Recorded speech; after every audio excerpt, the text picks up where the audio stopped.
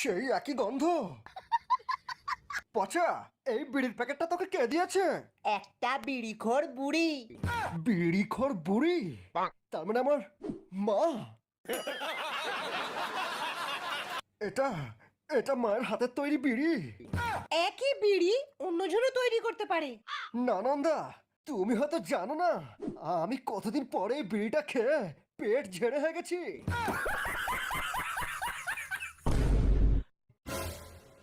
মা,